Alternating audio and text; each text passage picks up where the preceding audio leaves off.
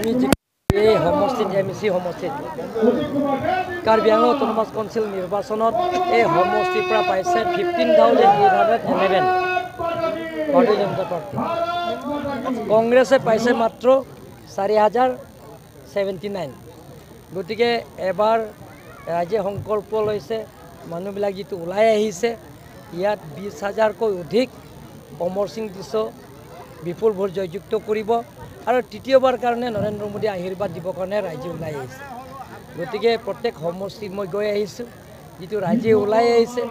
যোৱাবাৰ মই ভাবিছোঁ 3 লাখমান ওপৰত অমৰ সিং টিছক খালি জিকা মাৰ্জিনটো হ'ব, কিন্তু যিটো দেখিছে দিনে দিনে মানুহে ওলাই আহিছে, যোগদান কৰি আছে, যাতে নৰেন্দ্ৰ মোদী তৃতীয়বাৰ কাৰণে প্ৰধানমন্ত্ৰী বনোৱাৰ স্বাৰ্থত অমৰ সিং টিছ ৰাজ্যক এবাৰ উপহাৰ দিব। কাৰ্বি আংলঙৰ ডিমাচা লগ লাগি প্ৰায় 4 লাখকৈ অধিকহে লিড ল'ব। স্যাৰ আমি সাৰ্ভে কৰিছো, সাৰ্ভেত এটা বস্তু ওলাইছে, হাওড়াঘাটৰ আপুনি কৈছে অসম মালাটো হৈ আছে, হাইৱে হৈ আছে, কিন্তু হাওড়াঘাটৰ মূল পথ টাউনৰ লাগিলে সেয়া ইংলিছ মিডিয়ামলৈ যোৱা হওক, কলেজলৈ যোৱা হওক, এইবিলাকৰ কামত গোটেইখিনি আঁচনি আমি পঠাইছোঁ।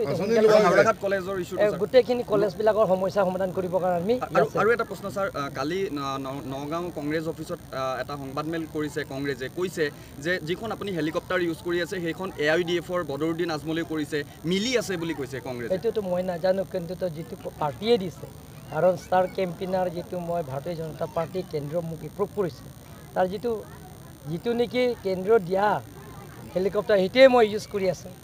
হ'ব, পিটাৰ টিছৰ যোৱাকালি বিজেপিৰ দল ত্যাগ কৰিছে, একজনে আছে ভোটাৰ, এটা ভোটে আছে। কিন্তু আজি দেখা পোৱা গৈছে তেখেতে ফেচবুকত কংগ্ৰেছৰ যি গৌৰৱ সেইটো আপোনালোকৰ চাওক। মই কৈছোঁ এতিয়া যে এনেকৈ এজন পিটাৰ টিছ ওলাই দিছে, এটা লাখ লাখ পিটাৰ টিছ যোগদান কৰি আছে ভাৰতীয় জনতা পাৰ্টি।